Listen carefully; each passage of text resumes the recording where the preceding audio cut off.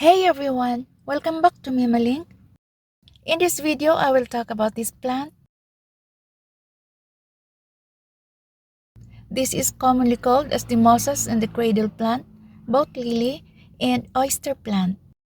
It's maybe because the blooms look like the shape of the cradle or a boat. The botanical name is Tradescantia spathacea. This plant originated from Mexico, West Indies, Guatemala, and Central America. When you look at the leaves, they were small and somewhat long. These are the dwarf types of oyster plants. The commonly cultivated are green and they are glossy. They have purple color in the underside. And the small flowers are white or pink. There were also variations within the species, with some leaves having variegations of colors and stripes of green and yellow, pink and cream, copper gold leaves with burgundy underside.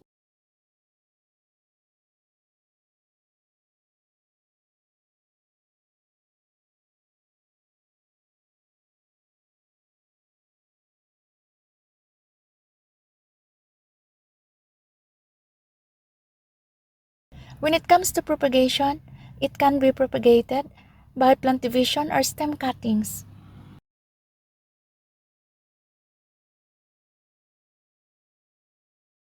You can divide the whole clump by separating the root ball into sections and then plant its sections as new plants. The mosses in the cradle plant also produces new plant shoots that can also be propagated as new plants. You can find many shoots in an established mother plant. Carefully pull out the shoot from the mother plant, or you may cut the long stem with a sharp knife.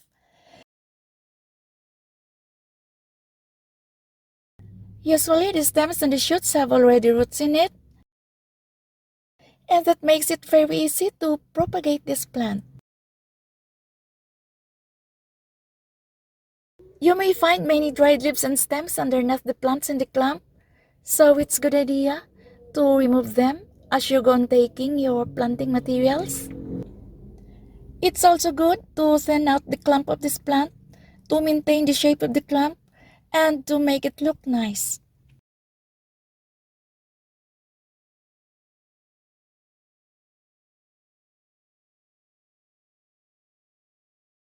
When it comes to soil, you may use just your garden soil because this plant will still grow in any kind of soil that drains well. But this plant will grow best in rich, loose, and well-draining soil. And for me, I'm mixing my garden soil with compost and rice hulls in equal parts to make it rich and drain well.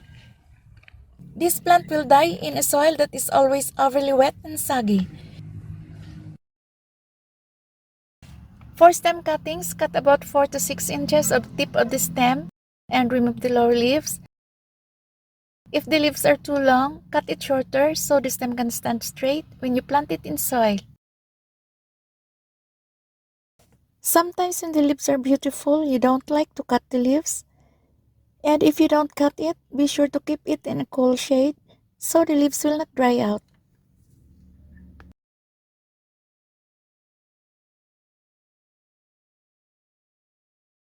And there are some stems that are too long. If they are too long, it may not stand straight in the pot. Cut it around 4 inches long, or maybe a little shorter or a little longer. And when the roots are long, you may trim it. You may plant it with few roots or with no roots at all. Don't worry if you cut the roots and there's no more roots left on the stem. Then your roots will soon develop in about a week or more after planting. Now it's ready for planting. Make a hole in your pot, then stick the stem to about 1 or 2 inches into the soil. Then pack it firmly to hold it in place, but do not make it too compact as the stem needs air for the roots to grow. If it's too compact, it may not do well. There will be no air for the roots, and the water will not pass through it easily, and your plant will not grow. Mosses in the cradle plants, whether it's green or it's variegated, they have the same growing habit, and they will grow easily when planted as new plants. When it comes to sunlight, it can grow in full or partial sunlight, but it does best with bright and direct sunlight. But when it's too shady, it becomes leggy.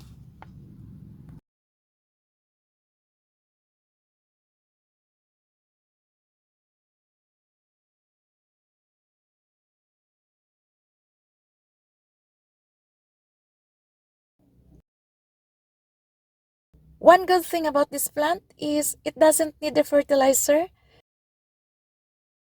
It will just beautifully grow on its own without fertilizer. But if you want, you may fertilize it during the growing season to encourage growth. You can use a houseplant fertilizer according to its level rate, or you may feed it with compost or ground manure. And always keep in mind that over-fertilizing will cause it to die.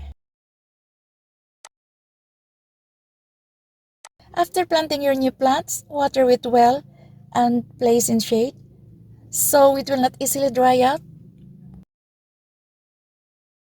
It is drought tolerant when they are established. Always allow the top of the soil to dry out before watering again. And you may water it only 2 times a week.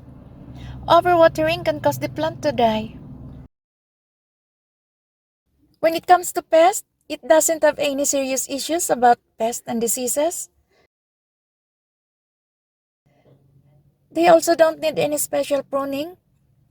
Just remove the leaves as they fade to old age.